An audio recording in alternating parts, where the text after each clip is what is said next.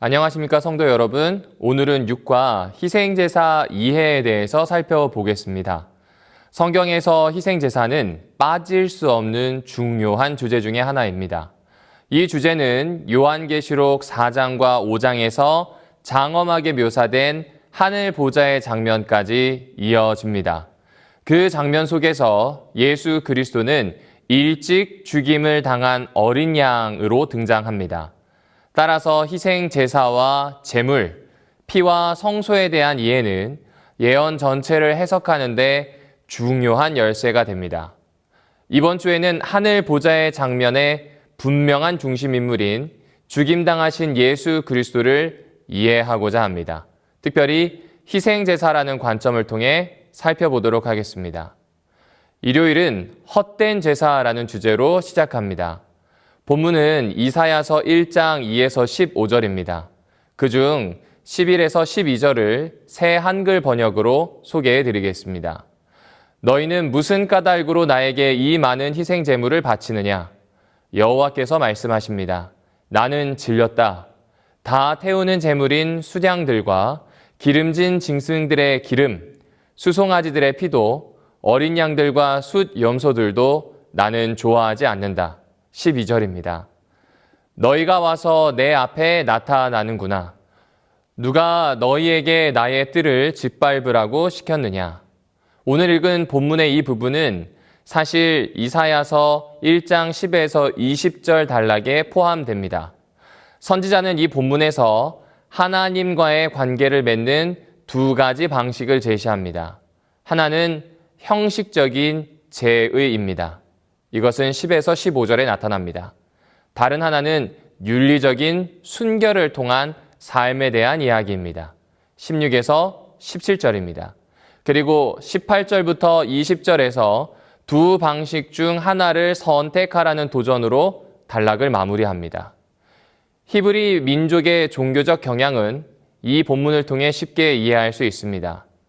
종교적인 역사를 보면 영적인 요소는 최소화되고 물질적인 요소는 극대화되어 왔습니다. 이것은 이스라엘도 마찬가지입니다. 물질적 종교 행위는 눈으로 볼 수 있고 수치로 측정할 수 있기 때문에 그렇습니다. 예를 들어 교회 출석 횟수나 헌금 액수는 기록할 수 있지만 이웃을 사랑하는 마음은 측정하기 어렵습니다. 이스라엘 백성의 문제는 단지 형식적인 제사에만 국한되었다는 부분입니다. 대표자가 희생제사를 드림으로 죄인의 죄가 전가되고 짐승의 죽음으로 속죄가 이루어졌다고 믿었기에 개인의 회개라든지 개인의 삶의 변화 없이도 제의만 따르면 된다는 좋지 않은 생각이 퍼지기도 했습니다.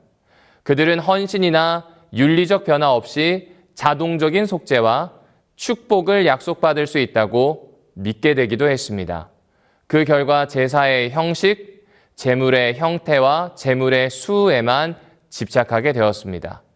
선지자 이사야는 이와 같은 종교 형식을 가증하게 여기셨던 하나님의 마음을 전합니다.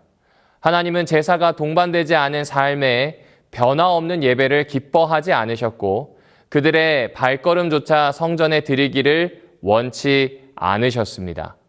교과 저자는 이를 다음과 같이 요약합니다. 이사야 시대 이스라엘은 자기 마음대로 살면서도 마치 하나님을 달래듯 최소한의 종교적인 행위로 의무를 다한 것처럼 여겼다.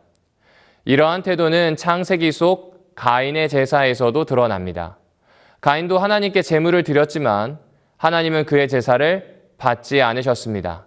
몇 번을 드렸는지, 왜 받지 않으셨는지 직접적인 이유는 설명되지 않습니다. 생략된 부분입니다. 하지만 유추해 볼 수 있는 가능성은 몇 가지 있습니다. 많은 사람들이 가인이 곡식 제사를 드렸기 때문에 하나님이 받지 않으셨다라고 이야기합니다.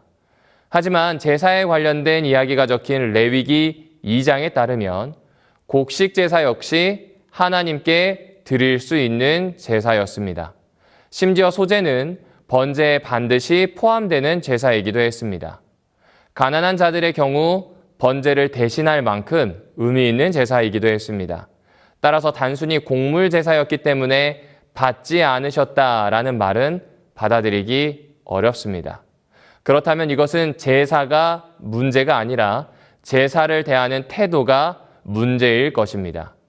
제사를 드릴 때 자신의 변화, 곧 하나님을 향해서 삶을 돌이키기보다는 하나님을 향한 최소한의 종교적인 의무로만 여기는 태도입니다. 그러니까 이것은 내가 아니라 하나님이 바꾸시기를 바라는 점입니다. 이 점을 착안해서 보면 또 다른 이해를 생각해 볼 수 있습니다. 창세기 4장 5에서 8절에 따르면 가인은 제사가 받아들여지지 않자 분노하게 됩니다. 그 분노는 동생을 살해하는 선택으로 이어집니다. 4장 8절에 보면 이 살인이 우발적인 살인이 아님을 알 수 있습니다.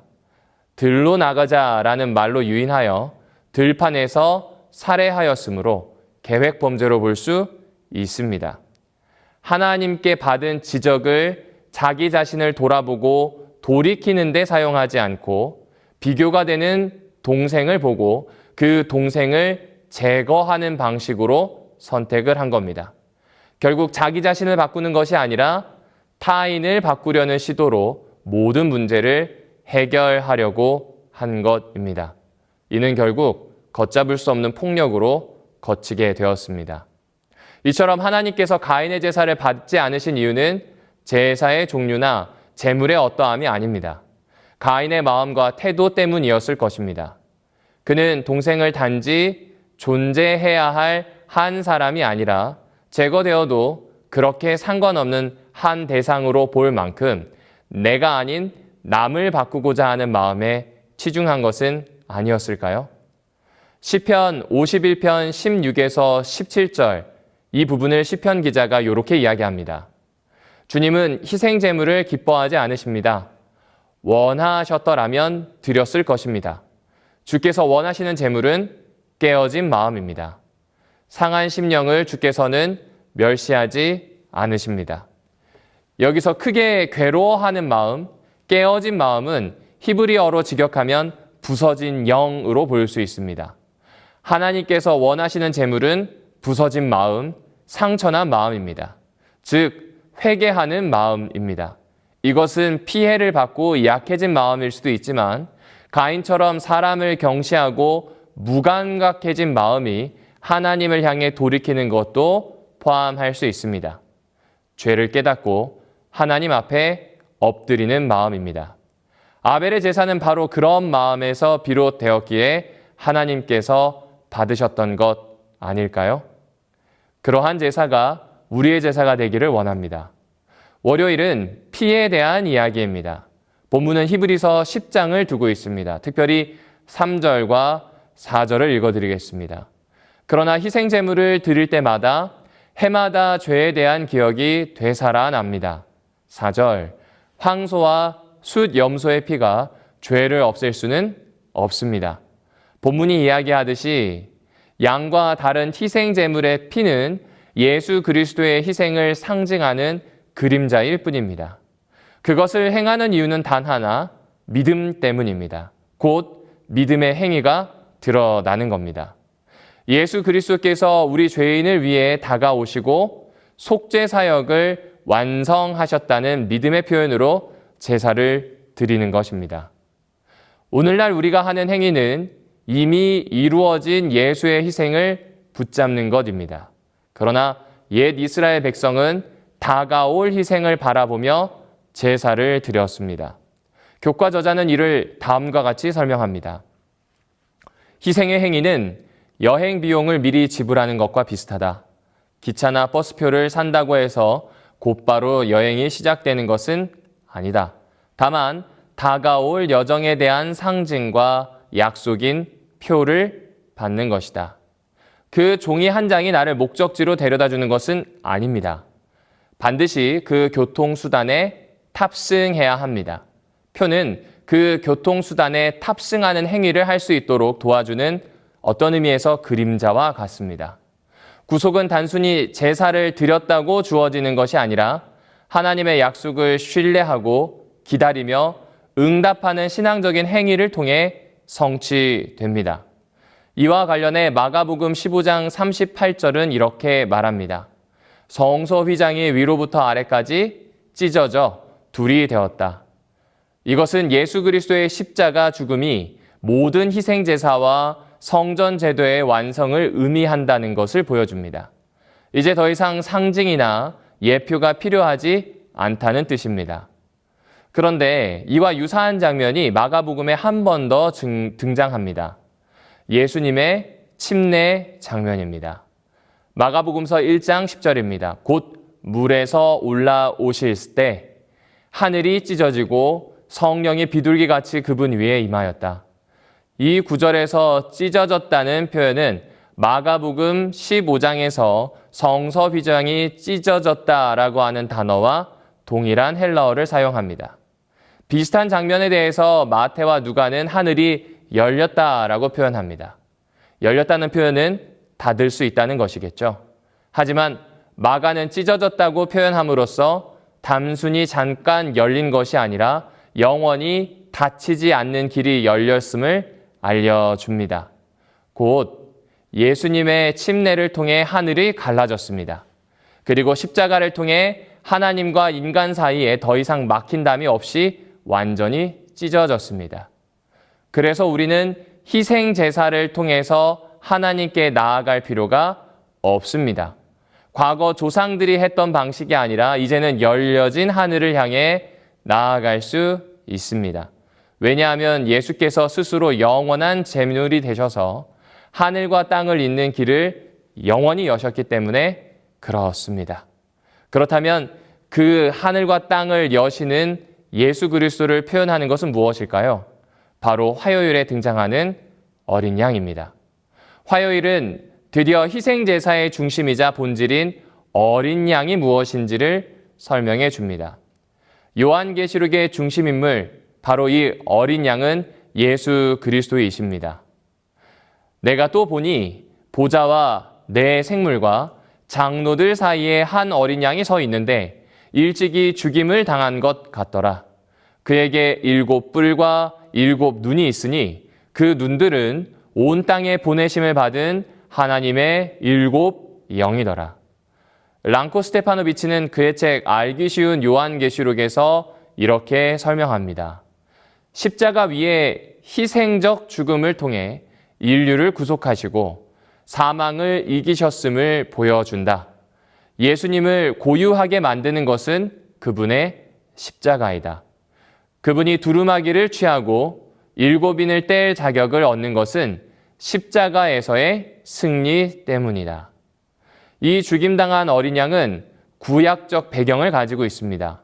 신명기서 17장에 따르면 이스라엘 왕이 즉위할 때 율법이 적힌 두루마리를 곁에 두고 평생 읽으며 하나님을 경외해야 했습니다.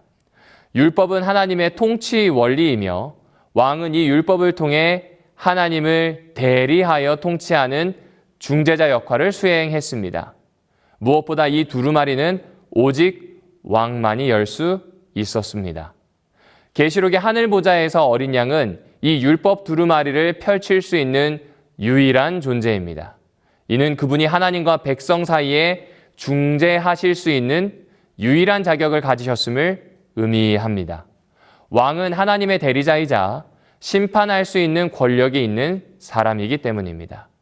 그런데 이 엄청난 힘을 가진 존재가 사실상 무력하게 죽임을 당한 어린 양이라고 표현합니다. 왜 이렇게 표현했을까요?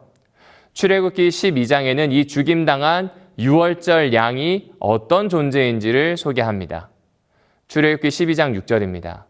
이달 열 나흘날까지 잘 두었다가 해질 무렵 이스라엘 회정이 모여서 잡아야 한다. 유월절 어린 양은 1월 14일 해질 무렵 잡아야 합니다. 이 해질 무렵은 히브리어로 두 저녁 사이를 가리킵니다. 대략 오후 3시 무렵이라고 생각해 주시면 좋겠습니다. 따라서 양을 잡는 시간은 1월 14일 오후 3시입니다. 마가복음서 15장에 따르면 예수께서는 유월절 준비일인 1월 14일 오후 3시쯤에 돌아가셨다고 이야기합니다. 바로 제9시에 엘리 엘리 라마 사박다니라고 하는 말씀을 하셨다는 부분을 통해 알 수 있습니다. 이는 유월절 어린 양을 잡는 시간과 정확하게 일치합니다. 한번 살펴보실까요? 제6시가 되매 온 땅에 어두움이 임하여 제9시까지 계속하더니 제9시에 예수께서 크게 소리 지르시되 엘리 엘리 라마 사박다니 하시니 이는 나의 하나님 어찌하여 나를 버리셨나이까 하는 뜻이라. 마가복음서 15장 33절부터 34절에 있는 말씀입니다. 예수님은 유월절 양으로서 정확한 시간에 정확한 방식으로 죽임을 당하셨습니다. 예언을 온전히 성취하셨습니다. 그분은 하나님의 뜻을 만족시키셨고 동시에 인간을 중재할 수 있는 유일한 왕이 되셨습니다. 어떻게 패배와 같고 어떻게 이렇게 무력한 양의 모습으로 오셨는데 승리라고 이야기할 수 있을까요? 마가는 예수님의 죽음을 전하며 로마 백부장의 고백을 함께 기록합니다. 이 사람이 진실로 하나님의 아들이었도다. 이 고백은 단순한 감탄이 아닙니다. 당시 로마 제국에서 황제만이 신의 아들로 불릴 수 있습니다. 백부장은 로마 황제에게 충성을 맹세한 군인입니다. 그런데 이 군인이 십자가 위에서 죽은 한 유대인을 보고서 자신의 황제가 아닌 예수를 참된 신의 아들로 고백하는 것입니다. 이는 군인의 세계관이 철저하게 뒤집혔다는 의미입니다. 십자가는 패배가 아니라 세상 권세 앞에 대한 항복도 아닙니다. 세상 권세가 예수 앞에 항복한 사건입니다. 그런 의미에서 예수님은 강력한 짐승이 아니라 무력해 보이지만 죽임 당할 만큼 약해 보이지만 그러나 가장 하나님을 잘 대변할 수 있는 어린 양의 모습으로 나타나셨습니다. 그분이 오실 때 하늘이 찢어졌고 그분이 돌아가실 때에 성소의 휘장이 찢어졌습니다. 다시는 이전으로 돌아갈 수 없게 되었고 다시는 그분을 향해 나아가는 막힌담이 존재할 수 없게 되었습니다. 이것이 바로 희생제사의 진정한 중심이신 예수 그리스도입니다. 수요일은 이런 예수 그리스도가 성전에 오셨다는 부분을 집중해서 살펴보자고 이야기합니다. 성경 전체 중심에는 하나님이 우리와 함께 계시다는 놀라운 복음이 있습니다. 오늘 본문은 바로 그 복음의 실체를 우리에게 보여줍니다. 이것은 창세기 4장의 불칼을 요단 동편에 두는 장면에서부터 시작합니다. 여기 이 불칼은 하나님의 임재를 상징합니다. 또한 에덴의 입구를 죄인이 들어가지 못하도록 수호합니다. 결국 하나님과 관계가 회복되려면 하나님의 임재를 지나야만 에덴에 들어갈 수 있다는 사실을 보여주는 겁니다. 그런데 이 불칼을 두었다라고 하는 둔다는 이 동사가 샤칸이라는 히브리어를 사용합니다. 샤칸은 잘 알고 계시는 것처럼 성소의 영광의 모습으로 드러나는 쉐키나와 연결되어 있는 단어입니다.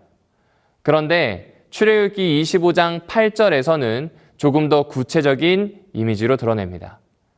영어를 잘 못하지만 영어로 좀 읽어드리겠습니다. And make a sanctuary for me, and I will dwell in the midst of them 이라고 되어 있습니다. 여기에서 dwell in, 거주한다 라고 하는 이 단어가 샤칸입니다. 그러니까 하나님이 우리 가운데 거주하시기 위해 성소를 지으셨는데 이 거주한다는 이 표현이 바로 샤칸입니다.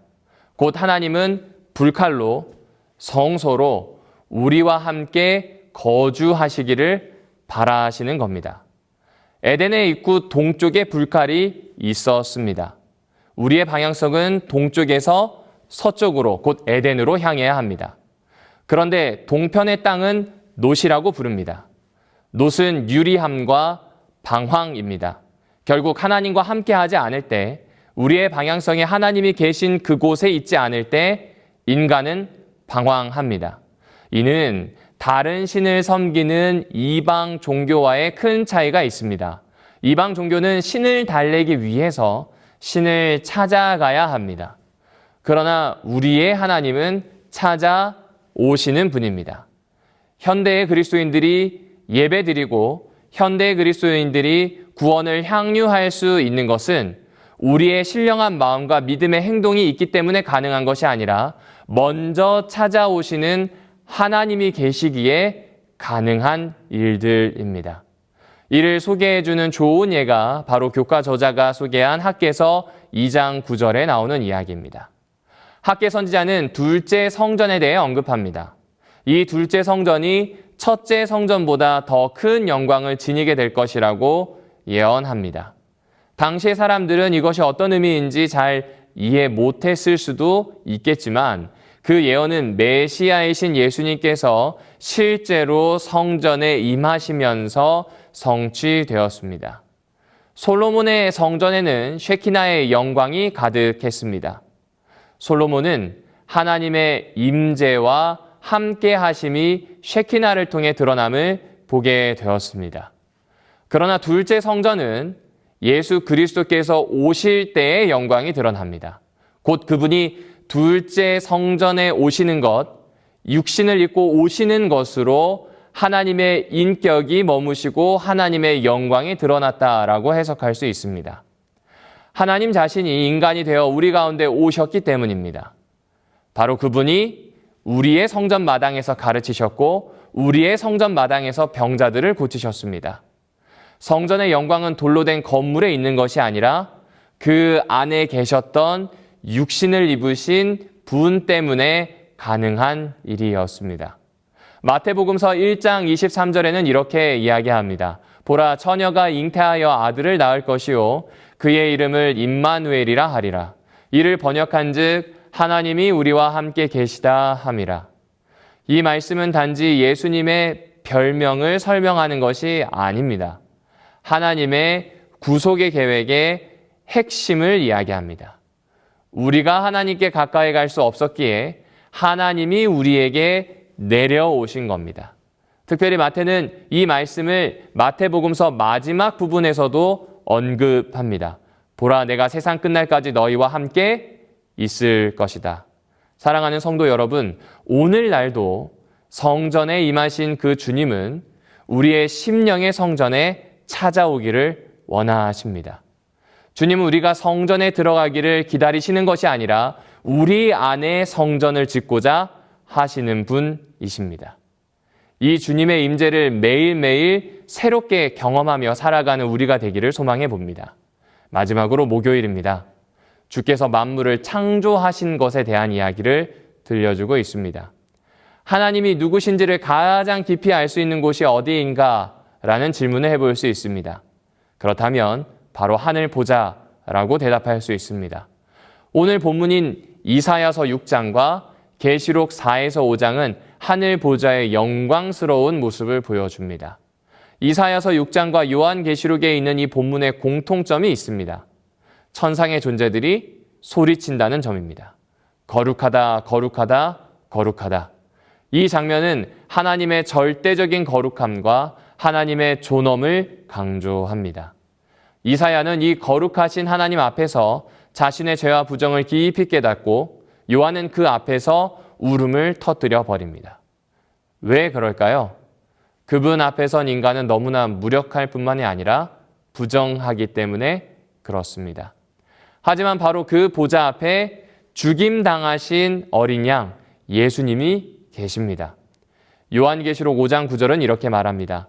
죽임을 당하사 각 족속과 방언과 백성과 나라 가운데서 사람들을 피로 사서 하나님께 드리셨다. 하나님의 보좌는 단순히 거룩함만을 나타내는 곳이 아닙니다. 그곳은 자비와 구속의 중심으로 소개됩니다. 우리가 예수님을 바라볼 때 우리는 단순히 예수님을 보는 것이 아니라 아버지 하나님과 그분의 뜻과 성품을 뵙는 것과 같습니다. 요한복음 14장에서는 이렇게 말합니다. 나를 본 자는 아버지를 보았거늘 십자가는 하나님이 어떤 분이신지를 가장 정확하게 보여주는 장소입니다. 그곳에서 우리는 하나님의 사랑과 인간의 죄, 그 둘의 충돌과 회복을 동시에 봅니다. 그리고 십자가는 정확히 하늘 보좌로 우리의 눈을 향하도록 만듭니다. 사랑하는 성도 여러분, 이 보좌의 광경을 마음에 새겨 주십시오. 그리고 우리의 삶의 중심을 지상에 세워진 십자가와 그 십자가를 통해서 바라볼 수 있는 하늘에 있는 거룩한 보좌에 다시 놓기를 원합니다. 그 중심에 계신 예수 그리스도를 맞이하는 귀한 시간이 되기를 바라며 교과의 해설을 마치도록 하겠습니다. 감사합니다.